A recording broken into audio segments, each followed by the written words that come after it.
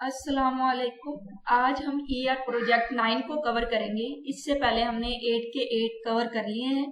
उसी तरह आसान अल्फाज में आपको समझाऊंगी कि कैसे आपने ईआर डायग्राम को ड्रा करना है। बच्चे ना दरअसल देखते हैं डायग्राम को और घबरा जाते हैं कि ये प्रोजेक्ट जरा मुश्किल है। मुश्किल जरा नहीं होता, बल्कि पहले से भी ज्यादा आसान होता है। बस आपने समझना है कि स्टेटमेंट में क्या लिखा है। स्टेटमेंट में से आपने देखना है, एंटिटीज देखनी है, एट्रीब्यूट्स देखने हैं और उनके रिलेशनशिप बनाने हैं। अगर आपको यह डायग्राम मुश्किल लगती है तो पूरी की पूरी प्लेलिस्ट है। इस चैप्टर का हर टॉपिक मैंने कवर कर रखा है। आपको कहीं आई बटन में दे दूंगी, वहां से आप इजीली प्लेलिस्ट को देखें और अपने नंबर पक्के करें, क्योंकि इसमें से लॉन्ग क्वेश्चन मस्ट आएगा डेटाबेस में से, ईआर डायग्राम के टॉपिक से। तो चले आज के लेक्चर को स्टार्ट करते हैं। तो सबसे पहले आपने क्या करना होता है, जो स्टेटमेंट दी है इनको 2 से 3 मरतबा पढ़ना है। अब ऐसा नहीं कि आप इधर से शुरू करें और यहाँ तक पढ़ लें, आपने हर मरतबा पढ़ते हुए इसमें से इंफॉर्मेशन लेनी है। ठीक है, आपने देखना है कि ये एक्चुअल में क्या क्या रहा है और कैसे मैं ईआर डायग्राम को ड्रा करूंगा। जैसा कि उन्होंने कहा, अ hospital has a large number of registered physician. अब फिजिशियंस का मतलब होता है जी डॉक्टर्स। ठीक है, आसान अल्फाज में इसका क्या मतलब है जी, डॉक्टर होते हैं। और यहाँ पर एक हॉस्पिटल की बात हो रही है, यानी हॉस्पिटल एज अ ऑर्गेनाइजेशन है। अब इस ऑर्गेनाइजेशन के अंदर हम एंटिटीज ढूंढेंगे। जब एंटिटीज मिल जाएंगी तो उनके एट्रीब्यूट्स भी हमें दिए गए होंगे, तो हम साथ उनको लिख देंगे। ठीक है जी। तो जैसा कि उसने कहा कि हॉस्पिटल में क्या है जी, डॉक्टर्स हैं यानी फिजिशियंस हैं और उनके कुछ एट्रीब्यूट्स हैं। अब यहाँ पर उन्होंने एट्रीब्यूट डायरेक्ट हमें बता दिए हैं। ठीक है, अगर नहीं बताए होते तो आपको पता होना चाहिए कि जिसके रिलेटेड, जिस चीज के रिलेटेड हम डाटा स्टोर कर सकते हैं वो एंटिटी होती है। अब जैसे कि फिजिशियन एक एंटिटी है और उसके एट्रीब्यूट है, यानी उसकी खुसूसियात है, उसके रिलेटेड कुछ डाटा स्टोर हो रहा है, उसकी आईडी है और स्पेशलिटी है। इसी तरह ये एक एंटिटी है जिसको हम किसमें रेक्टेंगल में शो करेंगे। ठीक हो गया। तो आपको पहली लाइन को जब आपने अच्छे से पढ़ा, एनालाइज किया, तो आपको पता चला कि ये मेरे पास एंटिटी है, तो इसको मैं एक रेक्टेंगल में शो करवाऊंगा। या डायग्राम का रूल है कि एंटिटी को रेक्टेंगल में शो करवाएंगे। उसके बाद बारी आ जाती है उसके एट्रीब्यूट्स की, और एट्रीब्यूट को हम किससे शो करते हैं, ओवल से करते हैं। और ओवल का मतलब इस तरह की शेप से। ठीक है जी। आइडेंटिफायर उसने मेंशन कर दिया। क्या मेंशन कर दिया, आइडेंटिफायर। इसका मतलब इसके नीचे हम एक लाइन लगाएंगे। आइडेंटिफायर का मतलब होता है कि जितने भी डॉक्टर है ना, वो एक दूसरे से अलग आइडेंटिफाई किए जाएंगे इस एट्रीब्यूट की बिना पर, यानी हर एक की आईडी अलग अलग होगी।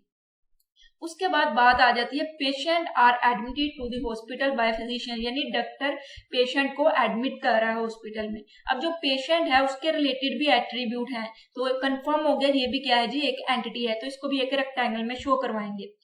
अभी हम जैसे जैसे आगे जाएंगे आपको अच्छे से क्लियर होता जाएगा कैसे आपने स्टेटमेंट को पढ़ना है। ठीक है, और उसके बाद जैसे डायग्राम दी जाती है तो बच्चे कंफ्यूज हैं कि क्या एग्जैक्ट ऐसे ही डायग्राम पेपर में बनानी है। नहीं, वो मैं अभी आपको तरीकाकार नीचे बता दूंगी कि अगर आप अपने तौर पर बनाते हैं तो क्या वो ठीक मानी जाएगी या नहीं। तो उसके बारे में भी आपको टेंशन लेने की जरूरत नहीं है, सारे डाउट आपके साथ साथ क्लियर करते जाएंगे।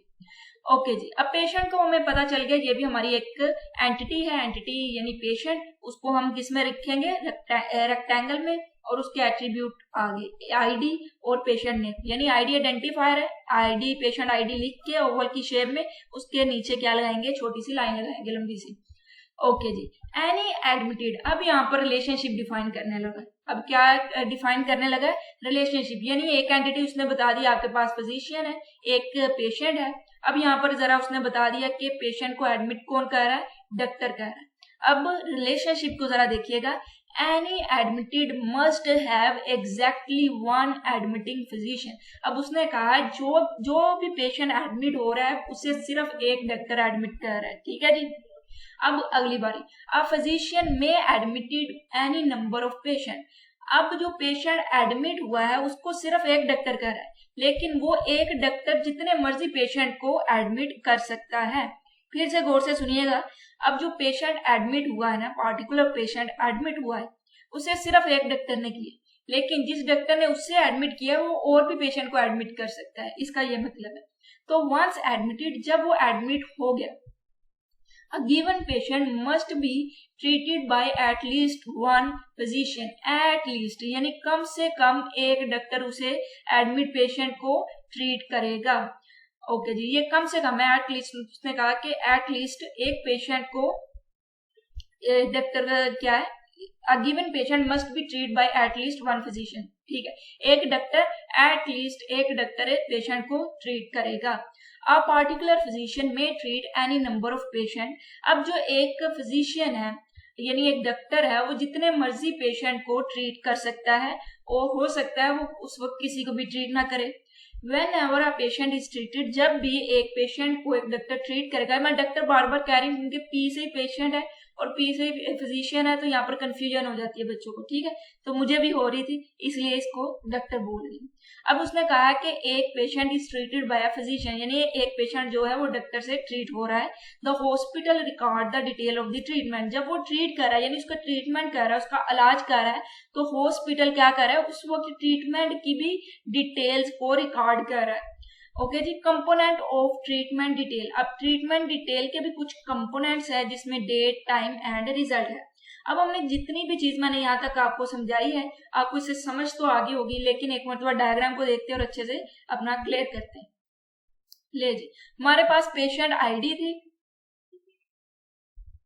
पेशेंट आईडी थी वो एक आइडेंटिफायर था, उसके नीचे एक लाइन लगी है. इसी तरह फिजिशियन आईडी, पेशेंट आईडी है तो उसके नीचे भी एक लाइन लगाई है. क्यों लगाई है, क्योंकि ये दोनों आइडेंटिफायर है. अब हमने सिर्फ दो एंटिटीज इसमें से देखी थी, एक थी जी फिजिशियन, एक थी जी पेशेंट. अब दोनों एंटिटीज को हमने किस में लिख दिया जी, रेक्टेंगल में लिख दिया. अब बच्चे क्या कर सकते हैं, आप क्या कर सकते हो सकता है आपने इधर फिजिशियन लिखा हो इधर पेशेंट लिखा हो, आपने इस एंटिटी एक रेक्टेंगल बनाने के लिए इसको इधर लिख दिया हो, पेशेंट को नीचे लिख दिया हो, साइड पे लिख दिया, कोई मतलब नहीं, कोई इसका आपका वो नंबर कार्ड नहीं होंगी. लेकिन जब आप एक एंटिटी को लिख रहे हैं उसको रेक्टेंगल में लिखें, उसके एट्रीब्यूट साथ में मेंशन करें और उनका आपस में क्या रिलेशनशिप है वो बताएं और ये कार्डिनैलिटी बताएं. अब इससे कोई मतलब नहीं कि आपने इस एंटिटी को किधर लिखा है किधर नहीं, तो इससे आपके नंबर कार्ड नहीं होंगे. बिल्कुल एज इट इज ऐसे ही आपने ड्रा नहीं करनी होती है. आप समझे, उसको समझने के बाद कुछ रूल्स होते हैं जो कि हमने पूरे चैप्टर में डिस्कस किए हैं, बार बार हर प्रोजेक्ट में किए, उन रूल्स को बस आपने फॉलो करना है. ठीक है जी. जैसे कि ये दो एंटिटीज थी, एंटिटीज लिख दिए, इनके एट्रीब्यूट्स थे, एट्रीब्यूट लिख दिए.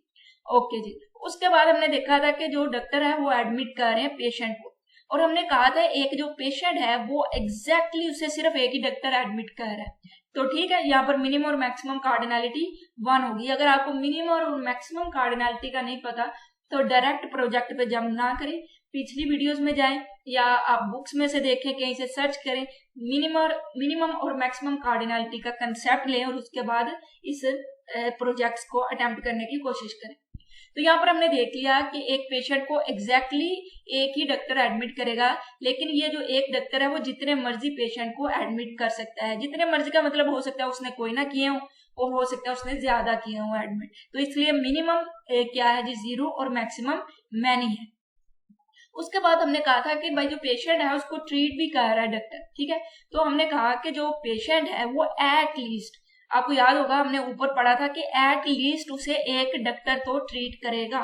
तो एट लीस्ट का क्या मतलब है 1 का, कि मिनिमम कार्डिनैलिटी 1 है और मैक्सिमम मैनी. हो सकता है एक से ज्यादा डॉक्टर भी उसे ट्रीट करे, लेकिन एक तो करेगा. जाहिर बात है जब पेशेंट को एडमिट किया है तो ऐसा तो नहीं कि बस उसे एक बिस्तर दे दिया और उधर वो पड़ा रहे, नहीं, उसे कोई ना कोई उसका इलाज जरूर करेगा. अब इलाज करने में हो सकता है सिर्फ एक ही डॉक्टर उसका इलाज करे या ज्यादा करे.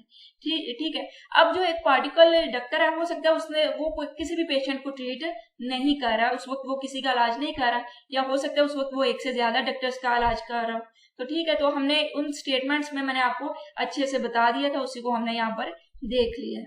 उसके बाद बात हुई थी ये वाली एंड पे के हॉस्पिटल जो है ना वो रिकॉर्ड कर रहा है ट्रीटमेंट डिटेल्स को.